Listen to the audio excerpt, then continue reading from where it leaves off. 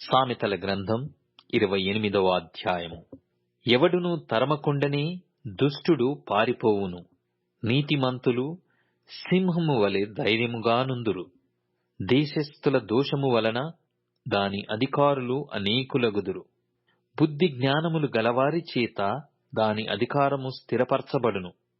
బీదలను బాధించు దరిద్రుడు ఆహార వస్తువులను ఉండనీయక కొట్టుకొనిపోవు వానతో సమానుడు.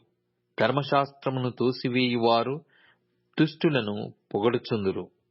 ధర్మశాస్త్రముననుసరించువారు వారితో పోరాడుదురు. దుష్టులు న్యాయమెట్టిదైనది గ్రహింపరు.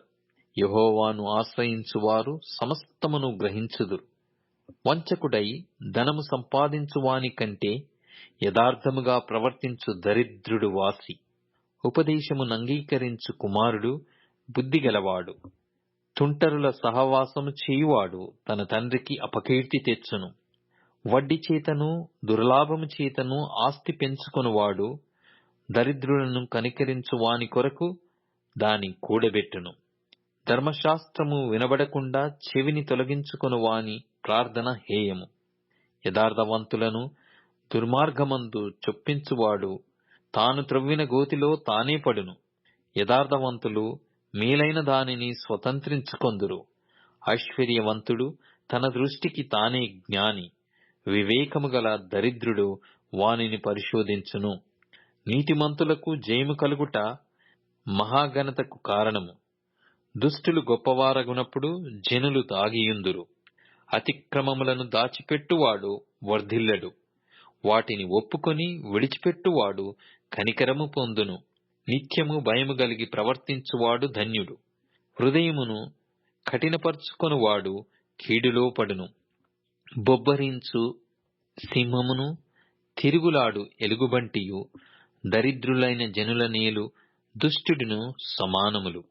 వివేకము లేని వాడవై జనులను అధికముగా బాధపెట్టు అధికారి దుర్లాభమును ద్వేషించువాడు దీర్ఘాయుష్మంతుడగును.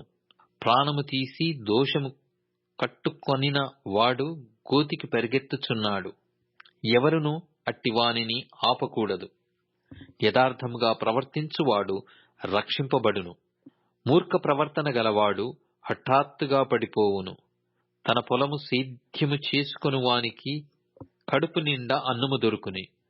వ్యర్థమైన వాటిని అనుసరించు వారికి కలుగు పేదరికము ఇంతంత కాదు. నమ్మకమైన వానికి దీవెనలు మెండుగా కలుగును. ధనవంతుడగుటకు ఆతురపడవాడు శిక్షనొందకపోడు. పక్షపాతము చూపుట మంచిది కాదు. రొట్టెముక్క కొరకు ఒకడు దోషము చేయును. చెడు దృష్టి గలవాడు ఆస్తి సంపాదింప ఆతురపడును. తనకు దరిద్రత వచ్చునని వానికి తెలియదు. నాలుకతో ఇచ్చకములాడు వాని కంటే నరులను గద్దించువాడు తుదకు ఎక్కువ దయ పొందును. తన తల్లిదండ్రుల సొమ్ము దోచుకొని అది ద్రోహము కాదనుకొనువాడు నశింపజేయువానికి జతకాడు. పేరాసగలవాడు కలహమును రేపును. యెహోవా యందు నమ్మకముంచువాడు వర్ధిల్లును. తన మనసును నమ్ముకొనువాడు బుద్ధిహీనుడు. జ్ఞానముగా ప్రవర్తించువాడు తప్పించుకొనును. బీదలకిచ్చువానికి మేలు కలుగదు. కన్నులు మూసుకుని వానికి బహు శాపములు కలుగును. దుష్టులు గొప్పవారగునప్పుడు జనులు దాగుకొందురు. వారు నశించునప్పుడు నీతిమంతులు ఎక్కువగుదురు.